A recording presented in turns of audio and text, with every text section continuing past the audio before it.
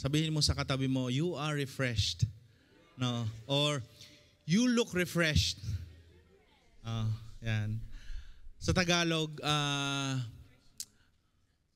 sumasariwa ka. Ayan. Sabi ng Bible, no, refreshing may come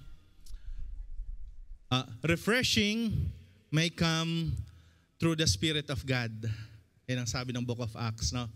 The refreshing may come through the Spirit of God. Kaya po, ang mga Kristiyano, lagi siyang refreshed. Amen? Agree ba kayo? Hindi kayo agree, welcome, Sister Jen.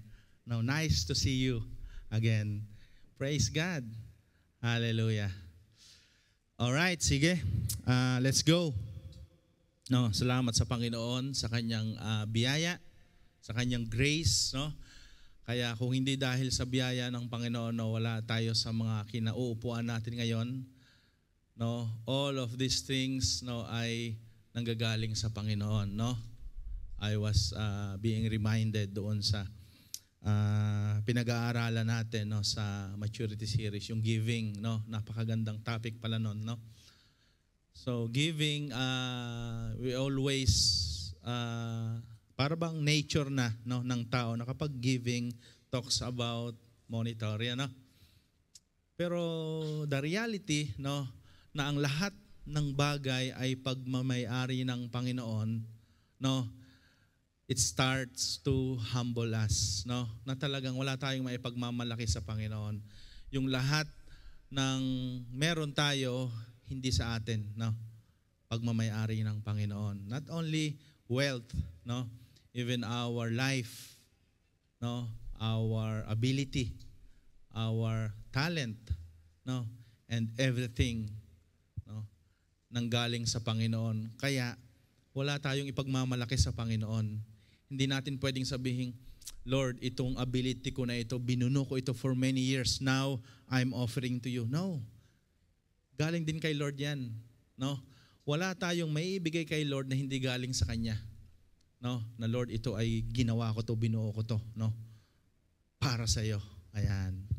But everything comes from God and it humbles us, no. Amen. All right, praise God. Question number 1. Question agad, no. Question number 1. What can you say about ICs? Hindi, joke lang. Ibang question, no. So our topic for today, no, parable of the sower, very popular, very everybody knows, no? Parable of the sower, no? Be the sower of the seed. So doon ko kinuha sa sa topic na 'yon. From that parable, but I want to focus on be the sower of the seed. Matthew chapter 13 verses 1 to 23. Now, and I have 3 questions. No, yung first question hindi kasama yung una, no. Joke lang 'yon. So medyo magulo yung politics, no. Pero my suggestion is ito rin yung na-realize ko, no. Guard your heart. Ayan. Guard natin yung mga heart natin, no, and be watchful. Sabi ng Panginoong Hesus sa mga disciple, be watchful, tapos be prayerful. Ayan. Yun naman ang magagawa natin, no. Okay. So, number 1, what is the most valuable thing you can give to someone? Meron na ba tayong naibigay to someone very valuable to us? No. Either money, advice, time, or something greater. No. So what is the most valuable thing you can give to someone? Ano kaya yon? Pangalawa, have you ever shared your faith with someone? Meron na ba tayong na-share ng faith natin? No? Mga 1, 2, 3, 4, ayan. Have you ever shared your faith with someone? Na-share mo na ba? If not, what is stopping you? Ano naman yung pumipigil sa iyo? No? Let's say, assuming na hindi pa PJ, wala pa, hindi pa. Pero do you think, ano yung pumipigil sa iyo? What is stopping you? Third question is, if no one sows the seed of the gospel, ito, no? how will people come to know Jesus? Now, if no one sows the seed of the gospel, kunyari walang mag-share. Kunyari wala. Kunyari hindi natin kaya. Or we don't know, no? Or may pumipigil sa atin. No, sa mga Christian, not only us, among all the Christians, no? If no one sows the seed of the gospel, how will people come to know Jesus? Paano kaya makakakilala ang mga tao sa Panginoong Jesus? No, yung history natin as a Christian, no? Paano natin nakilala ang Panginoong Jesus? No, tatawag ako ng isa para mag-testify kung paano niya nakilala ang Panginoong Jesus. Yung nasa likod. Joke lang. Kinabahan yung mga ano eh. Pero if you will track, paano mo nakilala ang Panginoong Jesus, no? Someone ay nagtanim ng seed, no? May ginamit si Lord. Ayan, no? Someone sows the seed of the gospel in your heart, no? Tapos the rest is history. Ayan. So, backtrack. Meron ba tayong nare-recall? Sino ba yon? Oh, buhay pa ba siya? No? Or kasama mo siya ngayon? Or asawa mo na ngayon? Nax? Or, yan. So, someone sows a seed. No? At doon nagsimula ang lahat. So, let's talk about that. Men, yan. To start with, no? This is the parable ng Matthew chapter 13 verses 1 to 23. Ito ay parable. No, ano ang Tagalog ng parable? Parabola. Parabola sa math, no? Talinghaga. Ayan, talinghaga. Hindi parabola. Parabola, that is equation ng ano. Okay, so yan. Jesus used parables to teach deep spiritual truths in a way people couldn't understand. So may mga spiritual truth na tinuturo ang Panginoong Jesus through parable, tapos people could understand. Ayan. So meron ba kayong nabasa na parable sa Bible na it's hard for you to understand? Mamaya, titingnan natin bakit may mga ganon, no? Yan. So, according to Jeremiah and Isaiah, no, parable is a tool of Messiah. No, makikilala mo ang Messiah using parable, no, as a hidden truth. Yun ang sabi ng ng Old Testament. Yan. So, makikilala mo raw yung Messiah, yung parating ng Messiah, no? Using parable as a hidden truth. Yan. Now, dito sa Matthew 13, no, I try to understand yung setting, kung saan ba nangyari ito, yung location, paano ito nangyari, no? So, it is Jesus, no, na nagsalita, no, with his disciples also. Ayan, mamaya basahin natin. No, so nakakita daw siya ng isang farmer, no, na nag-i-scatter ng kanyang seed, no. Pero ang dami-daming ibon na nakaabang. No. So bago i-teach ni Jesus 'yan, no, as he walks, no, nakita niya yung isang farmer na nag-i-scatter ng seed, tapos may mga nakaabang na ibon para tukain 'yon. No, hindi ko siya masyadong pero knowing na most of the Filipinos are farmers, especially doon sa Central Luzon, no. So kapag nag-i-scatter ka ng seed, no, yung mga ibon nakaabang na, no, para talagang abangan yung seed at tukain. Di ba? Nung tayo ay nasa province, di ba, kapag kumuha ka ng patuka sa manok, no, nakaabang na sila, no. Hindi mo pa binabato, o kaya inunahan ka na. Kung hawak-hawak mo yung ipapatuka mo sa manok, no, sasampa na agad sa iyo yung mga manok na uunahan ka na. Hindi na siya makakabagsak halos sa lupa, kundi tutukain na nila, no. So yan yung setting, no. So since wala namang PowerPoint noon, no, walang magandang presentation, so Jesus used to present the gospel, no, into parable. Yan. So walang ganito ano. So yan. So here comes the parable, no. Ayan. So para talagang maunawaan ng mga tao, no, that time is the example or the parable, no, yung usual na nakikita nila, like the nature, ayan, yung fields, ayan. Okay, so in the parable of the sower, Jesus focuses on the power of the seed. Yun yung God's word, no, as we go on dito sa kwento. Yun yung God's word, the seed, no, and how different hearts receive it. So iba-ibang klase pala ng puso, no. Yung pala yung soil. Iba-ibang klase pala meron ang puso kung paano tumanggap sa salita ng Panginoon, no. But today, no, we will be challenged, no, not just to focus doon sa good soil kasi it's all about good soil. So focus din tayo doon sa sower at the end of this preaching, no. As a sower, no. So yung field, yun yung world na ginagalawan natin, no. Yun yung marketplaces natin. So yun yung field kung saan tayo gumagalaw, no. Yun yung field, no. Then yung harvest daw ready. Yun ang sabi ng Bible, no. But we will sow the seed. Tayo naman yung magtatanim. Okay? So yun yung pinaka-setting natin, no. Imagine lang, okay? So now diretso tayo sa Matthew. Be the sower of the seed. That's my title. Pero ang title dito ay The Parable of the Sower. Okay? The Parable of the Sower. So sige. Let's go. Basahin natin and then himay-himayin natin, no. Mabilis lang 'to. Yan. Na-enjoy ko yung yung preaching na mabilis lang. Parang last week, no? Talagang buo yung message yan. The parable of the sower. That same day, Jesus went out of the house and sat by the lake. Lumabas sa house, sat by the lake. No, such large crowds gathered around him that he got into a boat and sat in it, while all the people stood on the shore. So ito yung background ng parable, no? So, sabi nila, there's a possibility raw na Jesus encountered, yung sinabi ko kanina, farmers, no, na nag-i-scatter ng seed, tapos may mga ibon na nakaabang. Then yun yung ginamit niyang example, no, sa parable. Okay? Now, so Jesus saw a farmer who is scattering a seed. Yan, so para bang spontaneous siya, no, na nag-create si Lord ng isang parable. Pwede rin namang sabay, no? Habang siya ay pwedeng nasa gilid niya.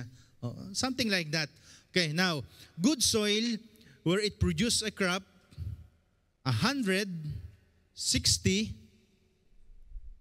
and 30 times what was sown. Whoever has ears, let them hear. No? Tama ba? Tumalon ako ano pala itong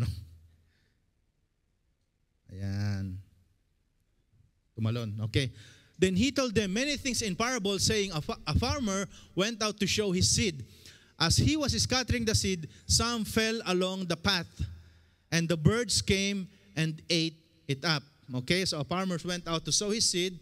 He was scattering the seed. Some fell along the path, and the birds came and ate it. Some fell on the rocky places. Una, path. No, and then rocky places where it did not have much soil. It sprang up quickly because the soil was shallow. Ayan, so dalawa na. Next. But when the sun came up, the plants were scorched, and they withered because they had no root. Other seed fell among thorns, which grew up and choked the plants. Still other seed fell on good soil, where it produced a crop 100, 60, or 30 times what was sown. Whoever has ears, let them hear. Ayan, no? Ang bilis ng parable, no? 9 verses. Whoever has ears, kung sinong may tenga, no? Let them hear. Yan, ano ba yung tengang yan? Later on, we'll see, no? Then here comes the interpretation, no? Ininterpret ng Panginoong Hesus, no? Right after these 9 verses, no? Here comes the interpretation. Now, there's a question from disciple. Nagtanong ang disciple. Sabi ng disciple, the disciples came to him and asked, why do you speak to the people in parables? Lord, bakit ka nagsasalita sa mga tao ng parables? Ito naman yung answer ni Jesus, no? Verse 11, he replied, because the knowledge of the secrets of the kingdom of heaven has been given to you, but not to them. Parang has been given to you. Tapos, but not to them. Pero hindi sa kanila. Very embarrassing answer, no? For you, pero hindi sa kanila, no? Ba't sinabi mo pa, Lord? Hindi naman pala para sa kanila, no? Hindi pala sila kasali. Very sarcastic illustration. Now, ang parables, there are two targets, no? Ang parables. Una is, according to Isaiah and Jeremiah, first is, no, to reveal the truth to the receptive. We always pray, Lord, give us a receptive heart. Alam mo, pag sinabing receptive heart, yung bang puso na handang tanggapin yung salita ng Panginoon. That is receptive. Meron namang puso na hindi handang tumanggap ng salita ng Panginoon. Maaring handang umattend, pero hindi handang tumanggap ng salita ng Panginoon. That is different things. Now, magkaiba yun. So, two type. To reveal, ito yung target ng parable, to reveal the truth to the receptive and then to conceal it from the unreceptive. Kaya gumagamit ng parable ang Panginoon. No? So, para pala itong judgment doon sa sa mga receptive, hindi doon sa mga unreceptive. Kasi nga, kung ikaw ay unreceptive, hindi mo makikita yung salamin, yung sitwasyon mo. Kasi sarado ang puso mo eh. Di ba? You cannot see your status, no, bilang Kristiyano kasi you're not receptive. Yan. Okay? So, this parable is for those who have a receptive heart, no? So, ang trabaho ng parable, no, is para ma-judge mo yung sarili mo. Pero magagawa mo yon if you have a receptive heart. Kunyari, ito, nagsasalita kami dito, no? Mga pastor, no? Si Pastor Japs, paus na, no? Kaya lang, ang puso natin hindi receptive. Hindi tumatanggap, no? Sarado. So, hindi para sa iyo yung narinig mo kasi hindi mo natanggap, hindi natanggap ng puso mo. Yan. Kaya when we hear the word of God, sayang naman. Kaya be receptive, no? Ayan. Kaya ako, I always pray, no, Lord, give us a receptive heart para hindi sayang yung araw na to, para pag marinig namin ng iyong salita, pupunta sa aming puso. Ayan. Mamaya, later on, we will talk about more about that, no? Now, kung receptive ka naman, ayan, then para sa iyo to. Amen. Hallelujah. Sino yung may receptive heart sa oras na ito? Amen? Pwede bang gumanon? Ayan. So, we all have a receptive heart. No? Yung handang tanggapin ang salita ng Panginoon. Whoever has the will be given more. Verse 12. And they will have an abundance. Whoever does not have, even that they have will be taken from them. This is why I speak them in parables. Yon. Kaya pala, no? Whoever has will be given more, and they will have an abundance. Whoever does not have, even what they have will be taken from them. This is why I speak to them in parables. Kaya let's have a receptive heart, no? Kahit nga sa Pinas, di ba? Pag sumakay ka ng bus from Redemptorist, puntang EDSA, Baclaran going to EDSA, aakyat dyan, no? May magpipreach dyan, no? Pero pag doon ka nakatingin sa, manghihingi ito, no? Ay paano kung yung sinasabi pala niya ay para sa'yo? Di ba? So sayang naman, no? Nagbigay ka na rin. So what I'm saying is, the Word of God is worth it, no? Para tanggapin ng ating puso. Amen. Hallelujah. Now, though seeing, they do not see. Though hearing, they do not hear or understand. Naka-experience na ba kayo na nakikinig naman kayo, pero hindi nyo naunawaan? Sino naka-experience nyo sa school? Ano? Sa school, no? Tapos, pag exam, wala eh. Kasi napakinggan mo naman. No? Kaso, hindi pumasok. Ayan, so now, in them is fulfilled the prophecy of Isaiah. You will be ever hearing but never understanding. You will be ever seeing but never perceiving. For this people's heart has become calloused. They hardly hear what their ears, and they have closed their eyes. Otherwise, they might see with their eyes, hear with their ears, understand with their hearts, and turn, and I would heal them. Lastly, only a short time, when trouble or persecution comes because of the word, they quickly fall away. Di ba? The seed falling, naalala ko na naman si Rocky at si Sandy. The seed falling among the thorns refers to someone who hears the word. But the worries of this life and the deceitfulness of wealth choke the word, making it unfruitful. But the seed falling on good soil refers to someone who hears the word and understands it. This is the one who produces a crop yielding 100, 60, or 30 times what was sown. Amen? Yun yung interpretation ng 4 types of soil. Yun pala ay related doon sa heart. Amen?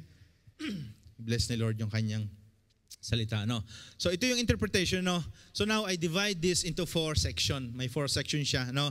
The sower, the seed, the soil, and then I separated the good ground. So now, number 1, ito yung pinaka-background, no? Number 1, the role of the sower. Sa verse 13, no? Yan. Yung sower, a sower went out to sow. Yung sower, siya yung, sa Tagalog, siya yung manananim. Manananim. Yan Tagalog ko eh. Sower, manananim. Parang yung sa leaf, no? Pagka ay may mga kasamang ibang lahi, no? Pagbukas, may Pilipino sa labas ng leaf. Yung nasa loob mga Pilipino, tapos mayroong isang ibang lahi. Pagbukas, bababa. Yung sagot naman ng mga Pinoy, bababa. Sabi ng ibang lahi, minions. Ayan. Manananim. No? So a sower went out to sow. Ayan. In verse 13. No? So the sower is anyone who shares God's word. That's it. No? The sower is anyone who shares God's word. Might be preachers, no? Evangelists, no? Parents. Ang parents, nilagay ko dyan eh. Kasi ang parents, alam mo yung parents, no? Never ending yan sa kanyang mga anak, no? Sino dito naka-experience? Kaya ang parents, ano rin yan eh, no? Sower din yan eh. Yan.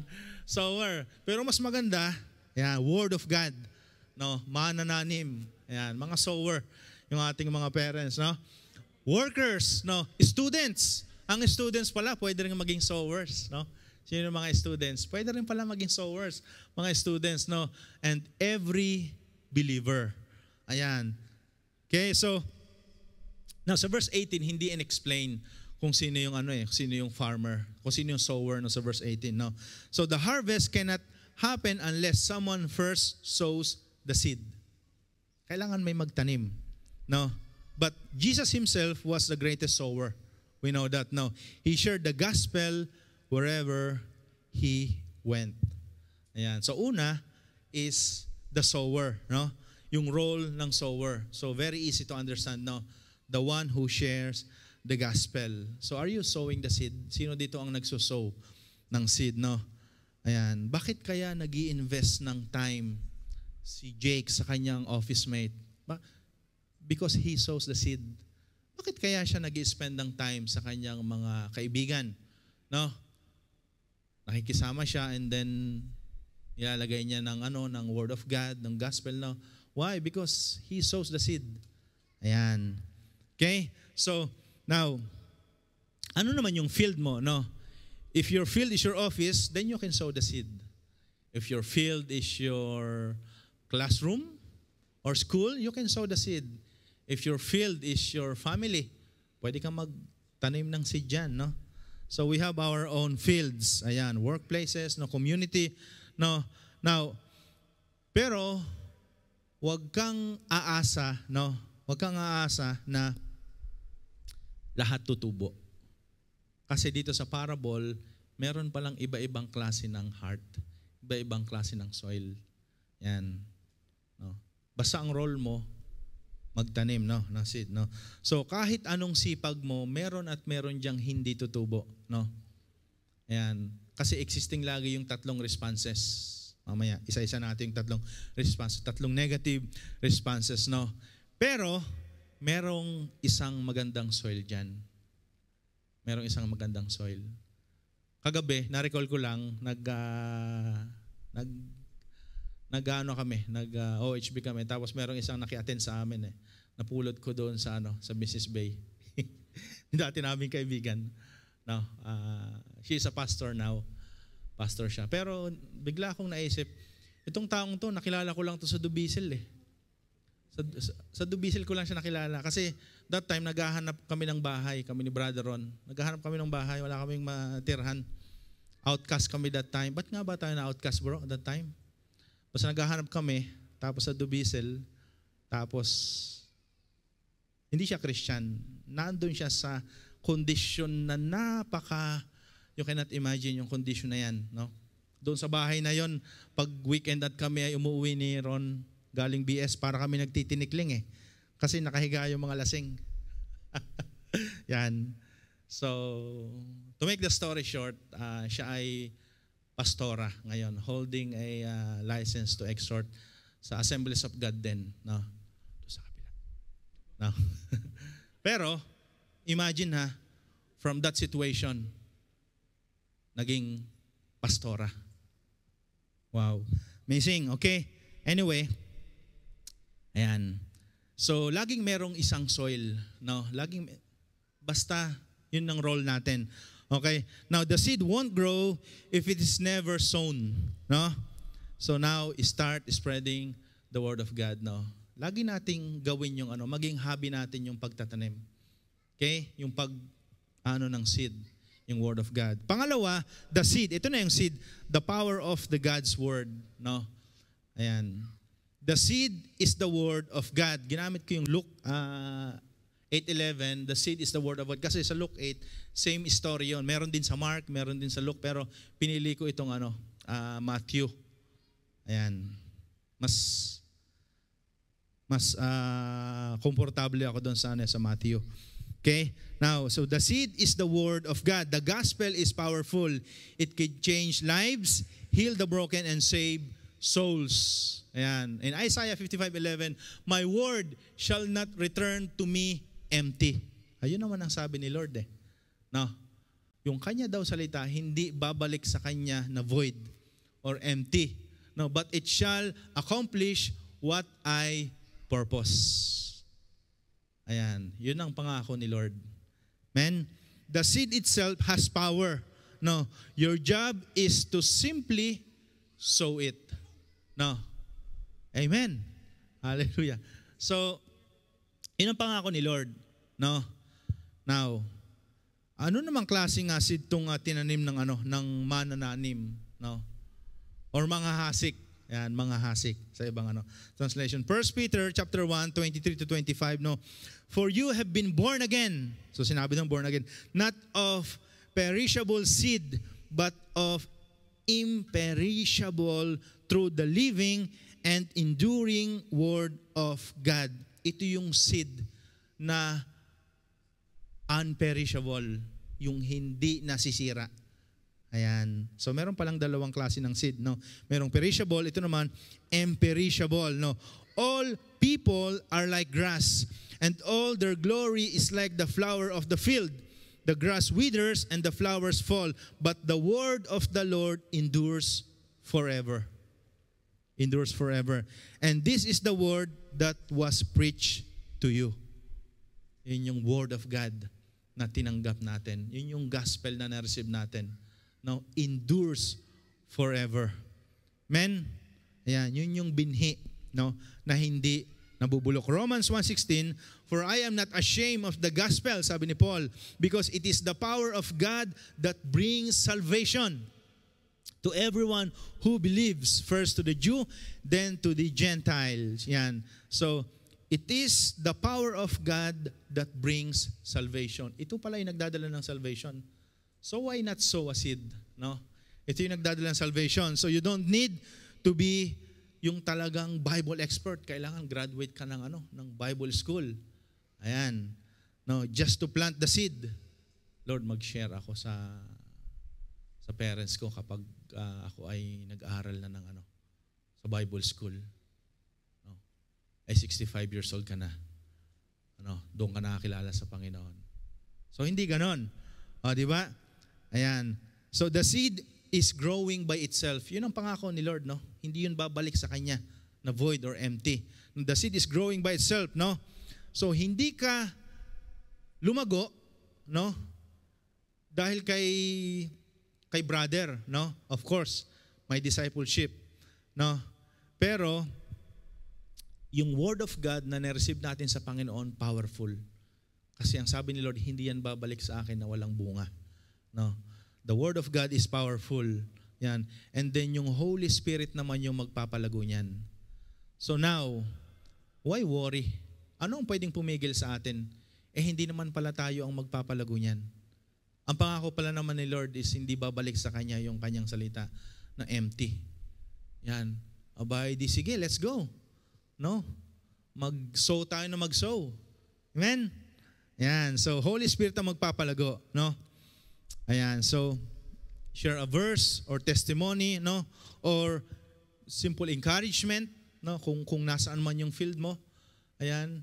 And then, the Lord will do the rest. No? So, parang pinapahirapan pala ang sarili natin, no? Kailangan kong mag-ipon-ipon para i-treat sila sa isang restaurant para doon ko i-share yung gospel. Paano kung delay yung sahod nyo ng 1 taon? So, hindi mo na siya na-sharean kasi may condition ka.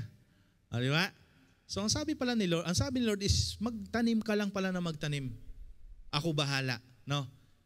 Don't worry, hindi babalik yung aking salita na void. Basta itanim mo lang. Holy Spirit yung magpapalago niyan. Amen? So, encourage us. Ayan. So, wag nating gawing komplikado ang lahat. Pangatlo, eto na yung pangatlo, no? The 4 soils. So, not everyone will respond the same way. Ito na yung 4 soil, no? Not everyone will respond the same way. 4-9, no? Ayan. So, dun sa verses 4-9, yun yung pinaka-parable, no? Now, don't think na maraming field ang pinuntahan ng sower para itanim. Actually, yung 4 types of soil na yon, nag-i-exist siya sa isang field. Sa isang field. No, like for example, nag-i-exist pala itong 4 types of hearts na ito within your own field. Pwedeng sa work mo. Ayan. So nag-i-exist siya. Pero, merong isa dyan na good soil. Ayan. Amen? So kaya wag tayong nothing really can stop us in sharing the gospel kung saan man tayo nilagay ng Panginoon, no? Kasi dito sa very example na ito ng Panginoong Hesus, no, yung parable na ito, yung 4 types of soil na yan nasa isang field lang siya. Nasa isang field. Isang malaking field, no, that we don't know kung paano tutubo ang mga seed na itatapon natin, no? So, iba-ibang soil yung nandoon. So, meron doong 3 types of negative responses. No? 3 types of negative responses. Pero 4 na type ng soil, no? Now, if you remember, doon sa parable of the Jericho Road, no, yung may 3 responses din doon. Una is yung Pharisee, no? Yung Good Samaritan, no? So 3 responses din yan, di ba? Yung Pharisee, no? Tapos yung isa ay yung priest or Levites, no? Then yung isa naman is yung Good Samaritan, no? So may 3 responses. Now, there are also 3 rates of growth. So mayroong iba't ibang rates of growth doon naman sa sa parable of the talents, no? Now, the focus of this parable is not the sower, hindi rin sa seed, no? Kasi yung seed powerful na siya, sabi ni Lord. No, you cannot do anything na. Basta itanim mo siya, si Lord ang bahala. Kasi sabi niya, hindi yan babalik na walang bunga, na empty. So, hindi na natin siya pwedeng galawin pa kasi powerful na yung word, no? So, yan. No, so, the focus is also not the sower kasi hindi minention yung sower eh. Walang emphasis sa sa sower, no? Yung hindi rin sa seed nga, kundi doon sa type of soil. Doon masyadong nag-focus yung yung parable, no? Now, the soil is different state of hearts. Ayan. So let's go doon sa different state of hearts. Bakit doon nag-focus yung parable before we go on doon sa sower, no, doon sa last. Okay? Now, una, ito. The pathway or hardened hearts. Ayan. Yan yung unang type of soil, yung unang type of hearts, no? The pathway or the hardened hearts. Ayan. Men, meron talagang iba-ibang ugali, galaw, or kilos, no, within our community, no. So, now, in Mark 15, sabi dito, some people are like seed along the path. There were where the word is sown. As soon as they hear it, Satan comes and take away the word that was sown in them. Yung kaninang illustration, no, yung farmer na naghasik, no. So hindi pa niya tinatapon yung seed, may nakaabang na naibon. Ayan, so tinuka ni Satan ang word, no, ninakaw ng kaaway. No, yung word, pwede palang nakawin 'yon. Yung palang word, pwede palang nakawin ng kaaway 'yon, no. Ayan. So some people's heart are closed, no. Tapos doon sa sa verse 19 naman ng Matthew, ayan, Satan is not just the word away. Yan. So meron talagang taong sarado ang isip, no. They receive the word by the ear but not the spiritual ear. No, ang puso pala meron ding ear. Ayan, spiritual ear. Sabi sa verse 19, sa Matthew 13:19, when anyone hears the message about the kingdom and does not understand it, take note, no? When anyone hears the message about the kingdom and does not understand it, the evil one comes and snatches away what was sown in their heart. This is the seed sown along the path. So meron palang nakikinig tapos hindi niya inunawa. Ayaw niyang unawain. Yun pala yung path. Kaya pala natutuka ng ibon kasi hindi nag-sink in. Hindi lumubog sa lupa, no? Hindi siya, anong tawag doon? Hindi siya cultivated, no? Talagang path siya, no? Pathway. Ano ang pathway? Daanan.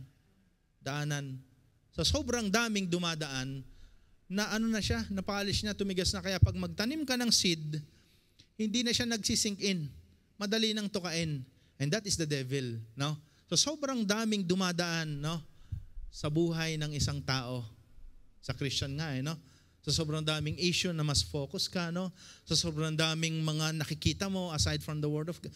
Alam mo yon, yung wala nang way, wala nang space yung seed ng word of God. Kaya nai-snatch na ng ibon. So yung pala yung unang klase ng ng heart, no? Yan. So ang kaaway natin, no, ang isa sa karakter ng kaaway natin ay sa John 10:10, no. Siya ay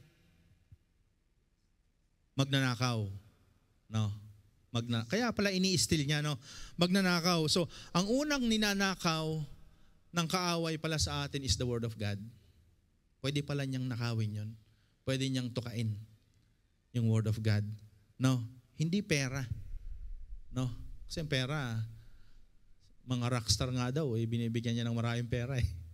Di ba? So ang ninanakaw sa atin ng kaaway, word of God. Kaya if we hear the word of God, you don't have a receptive heart, madali siyang makuha kasi hindi nag-sink in. Mamaya, maglakad ka lang, nalaglag na, nawala na kasi hindi nag-sink in. So, yun yung unang type, no? Ayan.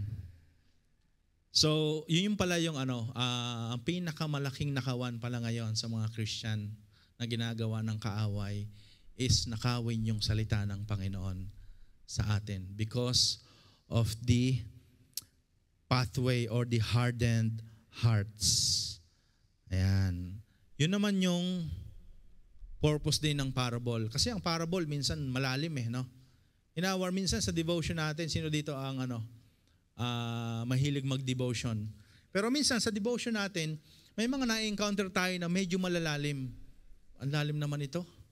Huwag na nga to, gusto ko yung madali lang. Alam mo yung pati yung devotion natin is napaka easy life, no? Pero yun kasi yung ng Word of God, no? Kailangan mong mag-dive. Otherwise, pag iniwasan mo yan, sayang yung diyan, yung treasure meron diyan. Madali siyang makukuha sa ng kaaway, no? Ayan. Kaya nga mayroong kasabihan, walang malalaking isda sa mababaw na tubig. Andun siya sa malalim.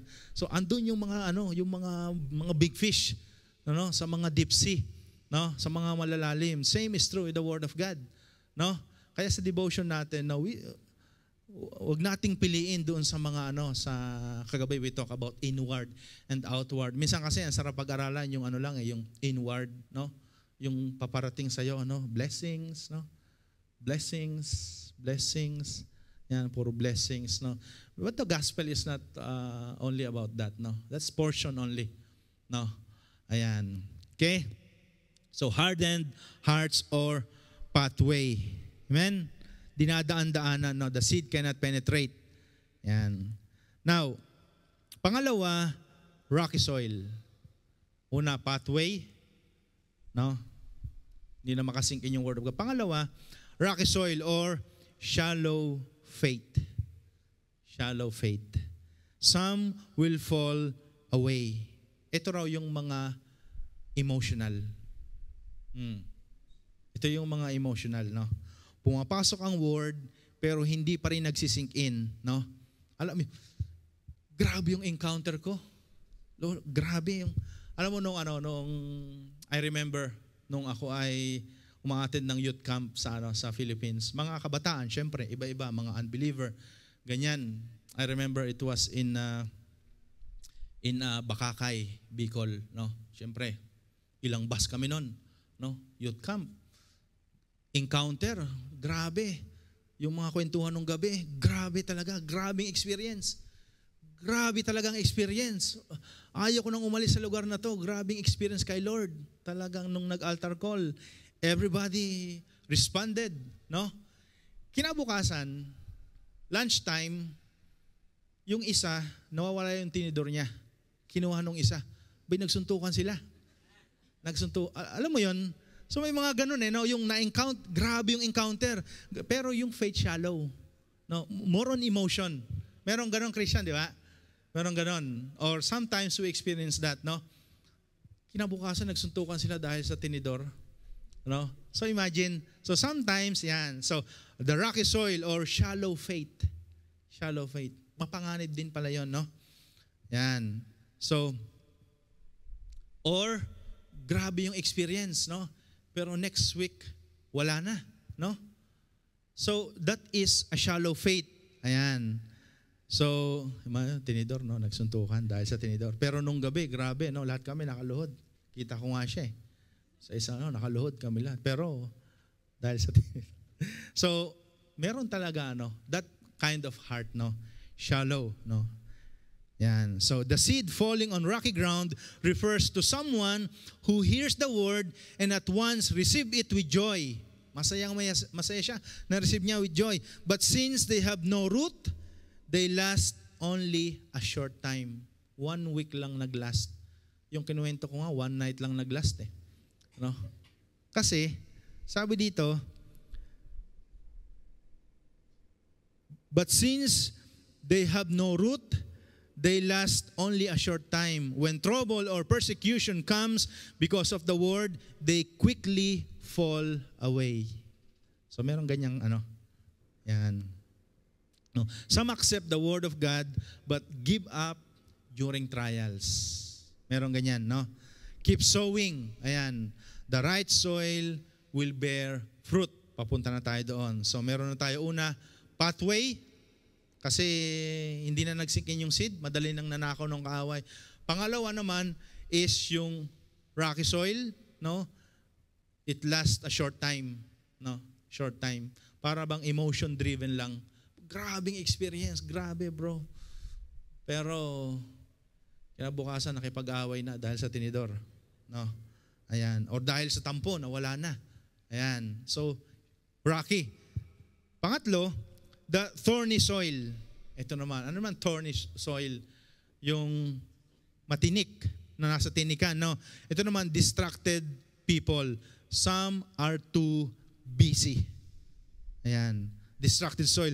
Some believe but are distracted by worries.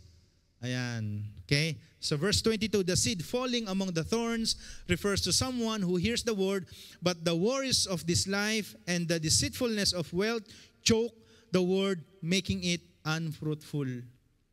So pwede ka palang ma-choke ng world. Masakal, no? Pwede kang ma-deceit. Pwede kang ma-choke ng world, no? Ayan. Kaya pala yung si Lazarus at saka yung rich man, no, yung na-save is yung yung hindi mayaman kasi yung isa choke na ng yaman niya, ng wealth. Ayan. Man, kaya mas maganda pa rin yung yung mas love mo si Lord kaysa doon sa possession mo. No?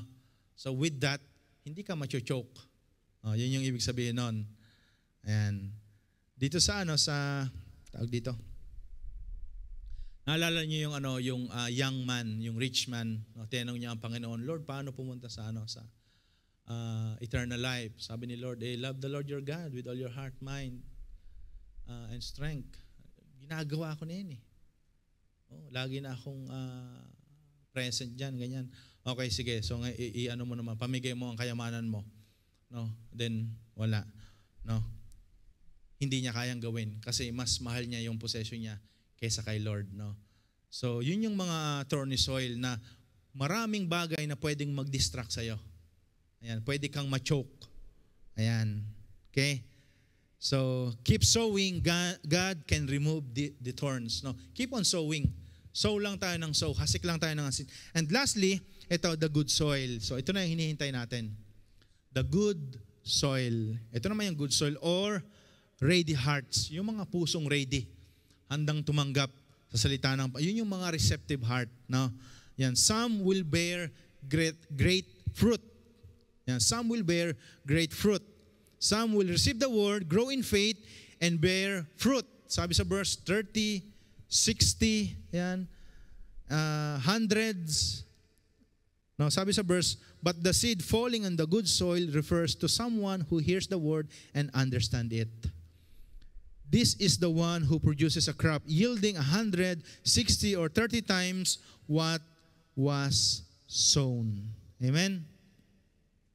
Yan. So you are not responsible, no, doon sa respond, no, but you are responsible doon sa pagsusow ng seed. Yung pala yung responsibility natin. No? Out of your business na pala kung anong gagawin ni Lord yan. Basta ang role mo is to sow seed. Pag sila'y nakakilala sa Panginoon, then bring them. No? And then disciple them. Si Lord ang bahala dyan. Kung anong type man ng soil yan. Pero aabot ka sa discipleship, no? Doon sa fourth, soil. Aabot ka sa discipleship doon eh. Kasi yung tatlong soil, hindi na sila magiging interested eh. Pero wag tayong wag tayong panghinaan kasi sinabi talaga ni Lord, nag-i-exist talaga yon. Nag-exist talaga yon. Sa daming bini-BS or nakarinig na ng salita ng Panginoon through us, no? Hindi naman lahat nag-respond eh, no? Isa lang yung sumama sa sa church eh, no? Paano kung isang yon? Malaki pala yung family niya. No? Then he is the head of the family. O di kasama niya yung family niya. O di ba? Good soil. Amen? Ayan. So let me end with this conclusion. Okay? The urgency of sowing. Ito. The urgency of sowing. Now, the harvest is ready. Ready na raw yung harvest, no? Isang field. No, ready na yung harvest. Ayan. Ang sabi sa John 4:35, lift up your eyes and see that the fields are white for harvest. No? Yung mga good harvest, sila na yung mga good soil. No? Diyan sa mga lugar kung saan tayo nilagay ni Lord, actually maraming good soil diyan. Yun nga lang, hindi pa lang natataniman. Diba? Minsan kasi we thought, na yung good soil, sila yung mga Christian na. Na Christian na, kita mo, binago na siya ni Lord talaga. He is a good soil. Do you know na sa mga oras na to, merong mga good soil dyan sa paligid natin, kaya lang hindi pa sila natataniman ng seed. But they are good soil. No? Meron ba kayong na-encounter na ganon? Yung bang nahihiya ka lang mag-share, pero alam mo na kapag shinaran mo, magre-respond siya. Kaya lang, something is stopping you. Mga good soil yan. Sayang. No? Baka bukas mag-resign pa yan. Kaya tutukan nyo na. Mga good soil yan. Amen? So, the urgency of sowing. The world is full of people ready to receive the gospel, but they need someone to sow the seed. They need someone to sow the seed. Ready na siyang ma-born again. No? Ready na siyang ma-born again. Hinihintay ka lang na magtanim. Amen? Meron ganyan. Meron ganyan. No? Meron akong ka-office mate. Hinihintay lang pala niyang marinig. Tapos magre-respond pala siya. Nag-respond siya, hindi lang siya. Kasama niya buong pamilya niya. Pati mga anak, pati asawa. Yun pala, hinog na siya. I mean, fertile na yung soil niya. Kaya lang, walang nagtatanim kasi. So, merong ganyan. No? Andyan lang yan sa tabi-tabi. No? Tingnan mo yung paligid mo. Ayan, andyan lang yan. I mean, all of us are sower. No? Pero sa paligid natin, maraming mga good soil na kailangang mataniman. Amen? Pwede tayong tumayo lahat, no? Before we end. Ayan, Matthew 9:37. Sabi dito, the harvest is plentiful, but the laborers are few.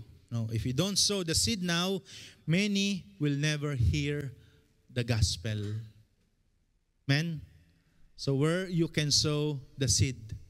Ayan, who in your life needs to hear about Jesus? So start sowing. No? Pangalawa, yan, another is how to be a fruitful or faithful sower. Paano maging faithful sower, no? We need to pray for open doors. No? Ang isa daw Kristiyano na hindi niya i-share ang Word of God na na-receive niya sa Panginoon, ang tawag daw doon ay madamot na Christian. I heard that. No?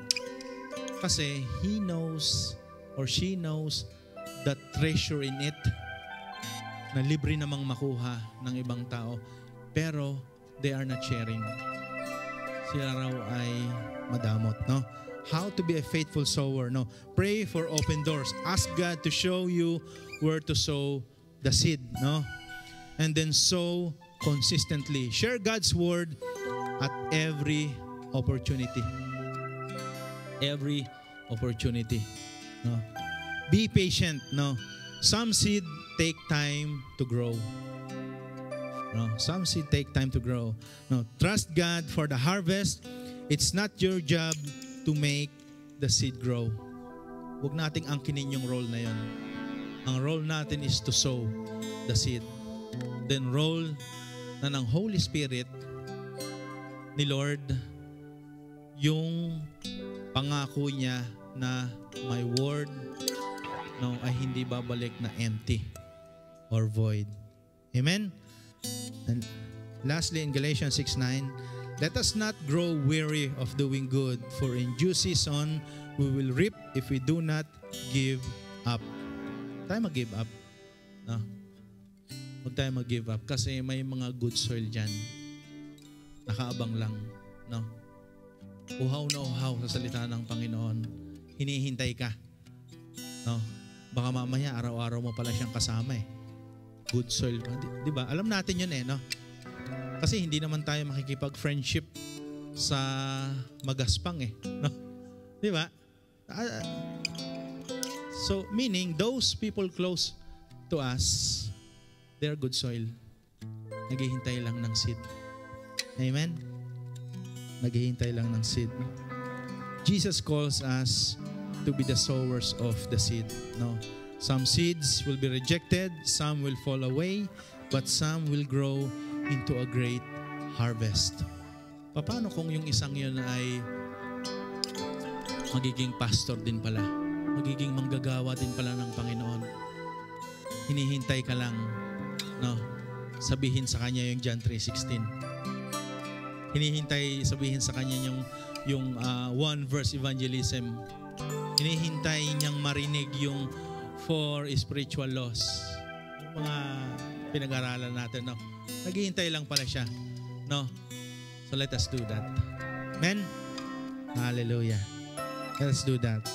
So, ayaw ni Lord noong yung heart, no, natin, mga Christian, no, yung pathway, rocky soil, the thorny soil, kasi hindi nila tatanggapin yung salita ng Panginoon. That is existing, no. Meron talagang taong ganyan. But the good soil, mga kapatid, it is just right next to you. Araw-araw mo siyang kasama. No? Hallelujah. Hallelujah. Jesus calls us to be sowers of the seed. Ayan. Doon tayo tinatawag ng Panginoon. Let us pray. Hallelujah. Lord, thank you for reminding us the very role, Lord God, kung saan mo kami tinawag at bakit mo kami dinala, Lord, doon sa mga kinalalagyan namin ngayon. It might be our community, maaaring offices, yung mga marketplaces namin, Lord, maaaring even our own family, Lord, maaaring kasama namin sa bahay, Panginoon. Lord, yes, there are 4 conditions of hearts that are existing in the place, Lord, kung saan mo kami inilagay. But Lord, thank you for reminding us today na merong good soil na naghihintay lang sa seed na aming itatanim, Panginoon. So Lord, I pray that you will use your people in this place, Lord, to sow seed, Lord God, to these good soils around us, Lord God. Hallelujah. Ready na sila, Lord. Sinabi mo sa iyong salita, Lord, the harvest, Lord, ready na sila, Panginoon. They're just waiting for your sowers, Lord God, like us. Panginoon, Lord, empower us. Holy Spirit, we need your empowerment. Hallelujah. We need your empowerment. Empower your people, Lord God. Hayaan mo, Panginoon, na yung mga bibig na ito, Lord, ay hindi manatiling nakatikom, Panginoon. Lord, help us, Lord, to open our mouth and share the gospel to our friends, Lord God. Hallelujah. Hallelujah. Thank you, Lord God. Thank you, Jesus. Yes, oh God. Yes, Lord. Holy Spirit, we need your empowerment. Empower your people, Lord God. Use us mightily, Lord, effectively, kung saan mo kami nilagay, Panginoon. Lord, hindi namin gagawing komplikado yung mga bagay-bagay, Lord, sa aming mga role as a sowers, Lord God. Pero isang bagay lang, Lord, yung hinihiling namin sa iyo, Panginoon. Lord, samahan mo kami, Lord God. Holy Spirit, again, empower us, Lord God. And right after this reality, Lord, right after this reminder, Lord, give us names in our minds, Lord God. Alam ko, Panginoon, sa mga oras na ito, Lord, may mga pangalan na, Lord, na inilagay mo sa aming mga puso, sa aming mga isip, Lord, kung sino yung mga good soil na yan. Lord, use us, your servants, Lord. Salamat po, Panginoon. Hallelujah. And all the farmers and all the sowers of the Word of God will say amen. Amen. Amen. God bless you.